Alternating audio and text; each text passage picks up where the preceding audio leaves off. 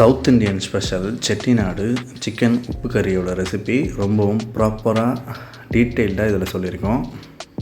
இதை செய்ய போகிறதுக்கு முன்னாடி நம்மளோட கெட்டிக்காரன் சேனல் நீங்கள் சப்ஸ்கிரைப் பண்ணிவிட்டு நம்ம சேனலில் ஆல்ரெடி இந்த வீடியோவை ஷார்ட் வெர்ஷனில் போட்டிருக்கோம். ஸோ அதையும் கொஞ்சம் செக் அவுட் பண்ணி பாருங்கள். அப்படியே நம்ம சேனலுக்கு இப்போ தான் நீங்கள் ஃபஸ்ட் டைம் வந்திருக்கீங்கன்னா மறக்காமல் சப்ஸ்கிரைப் பண்ணிவிட்டு இந்த வீடியோக்கு ஒரு லைக் பண்ணிவிட்டு ஸ்டார்ட் பண்ணுங்கள். இப்போ நம்ம இது எப்படி செய்கிறதுன்னு பார்த்துடலாம். இந்த மாதிரி ஒரு கடாயில் நல்லா ஒரு 150 mlக்கு தாராளமாக நல்லெண்ணெய் சேர்த்துக்கோங்க. இது கூடவே ஒரு கை அளவுக்கு கடுகு, ஒரு கை சோம்பு, 15லேருந்து 20 நம்பருக்கு காஞ்ச மிளகாய், இது எல்லாத்தையும் நல்லா எண்ணெயில் சேர்த்துட்டு கடுகு பொரியிற அளவுக்கு வெயிட் பண்ணுங்கள். அது கூடவே நல்லா தாராளமாக கருவேப்பிலை, பொடியாக வெட்டின பூண்டு தோல் உரித்து சேர்த்துருக்கேன். பொடியாக நறுக்குன்னு சின்ன வெங்காயம், அது ஒரு 1/2 கிலோ அளவுக்கு சேர்த்துருக்கேன். இது எல்லாமே எண்ணெயில் 2 நிமிஷம் அளவுக்கு வதங்கினா போதும். சும்மா வெங்காயம் கண்ணாடி பதத்துக்கு வெந்துடும். ஸோ இந்த மாதிரி வெந்ததுக்கப்புறமா இது கூடவே ஒரு 1/2 கிலோ அளவுக்கு பெரிய வெங்காயம் நான் பொடியாக ஸ்லைஸ் பண்ணி சேர்த்துருக்கேன். ஸோ இதையும் அந்த மசாலாவோடு நல்லா மிக்ஸ் பண்ணி விட்டுருங்க.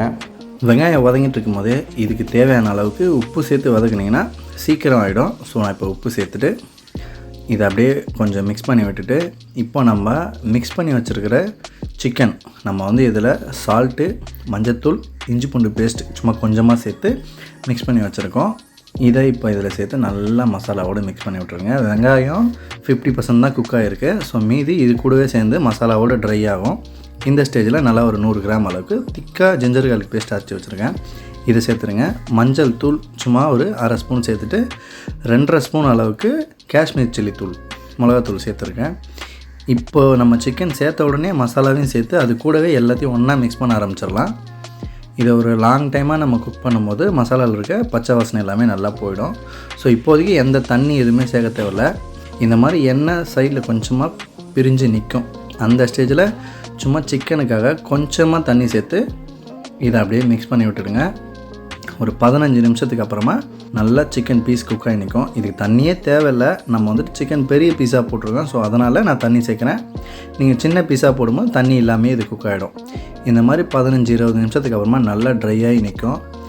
இப்போது இதில் நம்ம தனியாக அரைச்சி வச்சுருக்கிற பவுடர், மிளகு, சீரகம், தனியா, காஞ்ச மிளகாய், இதை நம்ம ட்ரை ரோஸ்ட் பண்ணி பவுடர் பண்ணி வச்சுருக்கோம். இதை சேர்த்துட்டு இதுக்கு மேலேயே நல்லா தாராளமாக கொத்தமல்லி சேர்த்து மீடியம் ஃப்ளேம் வச்சு நல்லா ட்ரை பண்ணி எடுத்திங்கன்னா சூப்பரான ஒரு சிக்கன் உப்பு கறி ரெடி ஆகிடும்.